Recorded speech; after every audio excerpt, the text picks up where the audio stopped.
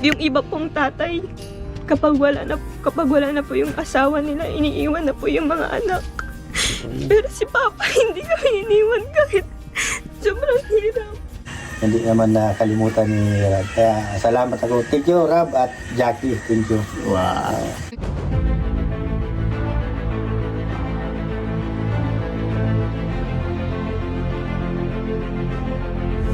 Ayun, shoutout guys, muli po, welcome to my YouTube channel. Ito po si Kuya July, ang inyong katugang, ang inyong kalingap na muling buwabati po sa inyo ng magandang araw, magandang gabi. Sang panig man po tayo ng mundo naroon at sa araw na ito, panibagong vlog po tayo. Gawan ko lang po ng reaction video ho, yung patungkol po sa tatay ni Rachel, na kung saan ho, siya po ay nagpapasalamat po sa Team Kalingap at saka sa mga supporters. Bagamat alam ho natin na maraming bashers ho si Rachel, maraming hindi konforme na nagsusupport sa Kalingap, pero ayaw po nila kay Rachel. Bakit nga kaya mga kabayan po natin?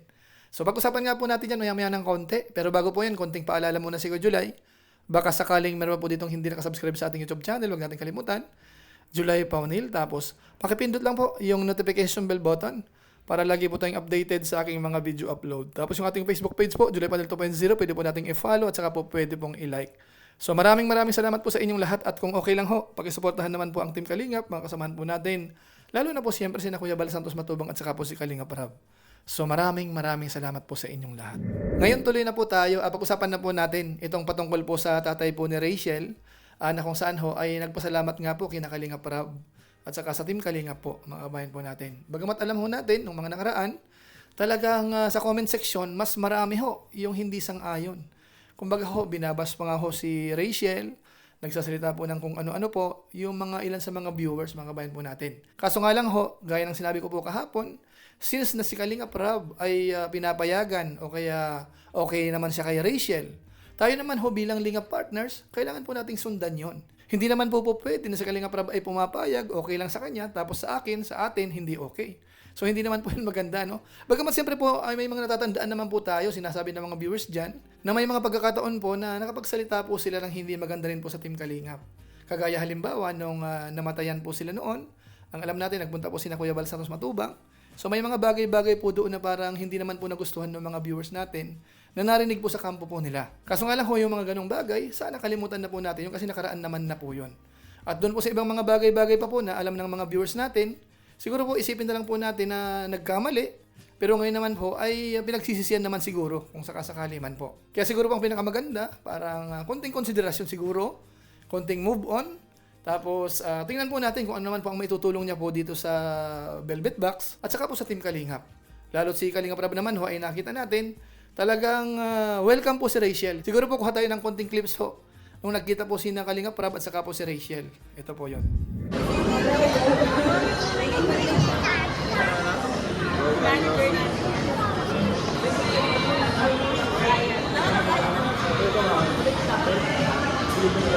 Oo, delikado.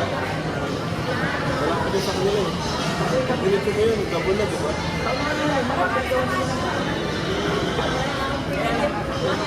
Assistant na. Pwede naman. Para masanay siya, kasi nahirapan siya eh. Oo, malay siya dun sa office natin. Nakasama rin siya. Bibigay mo sa amin. Nililimin ko yun sa amin. Plus yung Papakita ko yung sample nung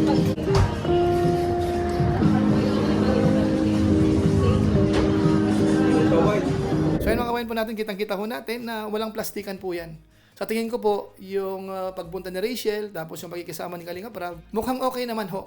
Walang plastikan, walang kung ano pa man. Ano mga kabayan natin? At marapat lamang.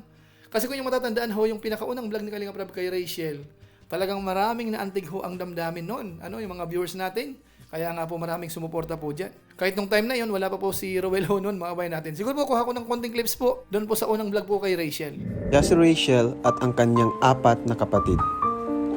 Sila ang magkakapatid na naulila sa nanay, na ngayon ay nakatira sa sira-sirang bahay.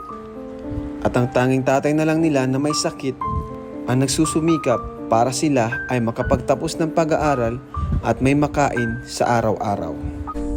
Bilib po ako kay Papa kasi kahit po nahihirapan po siya, kahit po sobrang init, nagtatrabaho po siya.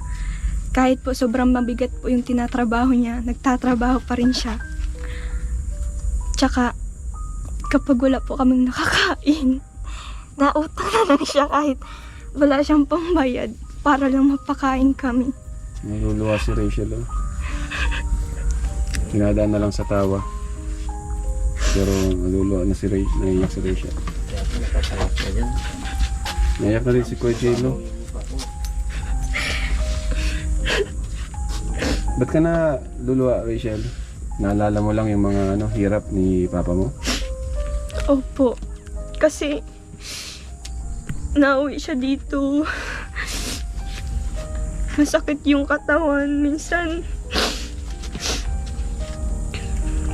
po kahit po masakit yung katawan niya, pagka umaga mapasok na naman po siya sa trabaho. Grabe, ano? Kaya sobrang bilib po kay Papa kasi kahit ganyan siya, hindi niya po kami pinapabayaan.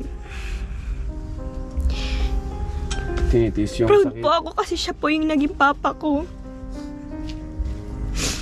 Yung iba pong tatay, kapag wala na po yung asawa nila, iniiwan na po yung mga anak. Pero si Papa, hindi kami iniwan kahit sobrang hirap. So yan po mga kababayan po natin, yan po yung unang vlog, kung inyo pong matatandaan. Talagang marami pong naawa dyan sa pamilya po nila. At awa naman po ng Panginoon, sila po ay natulungan, napabahayan, nagkaroon ng mga sponsors, mga tumutulong, hanggang sa nagkahiwalay. So sa madaling salita po, malaking tulong po ang nagawa ng Team Kalingap. At hanggang ngayon, tumutulong. Kaya yung tatay po na Rachel, ang laki po ng pasalamat po kina Kalingap Rob. Ito, panoorin po natin. Salamat ako sa mga viewers na sobrang nagmamahal. Lalo na sa iyo, mga nagmamahal na viewers sa iyo. At saka pati sila Rab, sobrang din ako nagpapasalamat sa kanila. Kasi hindi nila nakalimutan yung anak. Kasi mayroon dyan yung caption na parang namimiss din ni Kalinga Prab. Siyempre dating tinulungan mo si Rachel pa, ano? At nakikita ni Kalinga Prab yung pag-asenso ni Rachel. Unang-una nakikita na talaga si Rachel ng marami talaga din ang susuporta. Kaya Kasi talagang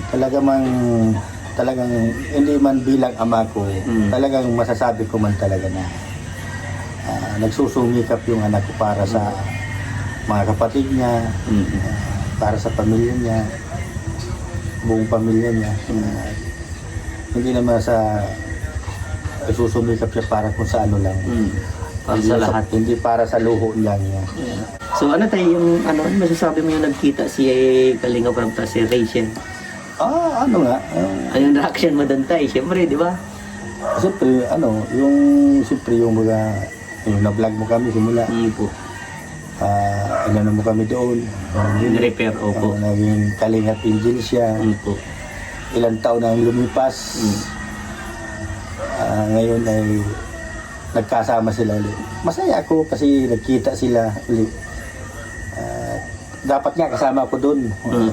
Ay wala man daw ako, hindi na ako nakabalik agad. Kaya silang tatlo na lang ni Tito niya nagpunta sa kasi Trixie. Masaya ako kasi nagkasama sila. Hindi naman nakalimutan ni Rab. Kaya salamat ako. Thank you Rab at Jackie. Thank you. Wow. So ayan mga kababayan po natin, yan po si Tatay Raysan, na kung saan nagpapasalamat naman po sa Team Kalingap, sa mga supporters, sa lahat po ng tumutulong naman po sa anak niya. Yun po ang pasasalamat. At siyempre po ang pinaka-highlight dyan ay si Kalingap Rab. Ramdam ho natin na ang laki po ng pasasalamat dahil nga po si Rachel, talagang breadwinner po yan. Siya po ang inaasahan din po ng buong pamilya. Kaya siguro ang masasabi ko na lang sa mga hanggang ngayon ay hindi pa rin po talaga matanggap si Rachel. Ang isipin na lang po natin, okay naman po kay Kalingap Rab. At sana ho, maintindihan po natin, mga kabayan po natin. So yun lang po muna siguro ang ating mixing reaction video po dito. Hina-highlight po natin yung tatay po ni Rachel. Ang laki rin po ng pasalamat po kay Kalingap Rab. At sabihin natin Team Kalingap po, buong Team Kalingap. Kasama siyempre si Kuya Bal Santos Matubang po dyan. At siyempre ho, hindi naman ho natin pinipilit ang mga viewers. Sa atin ho, minsan may sinasabi tayong opinion, yan po ay opinion.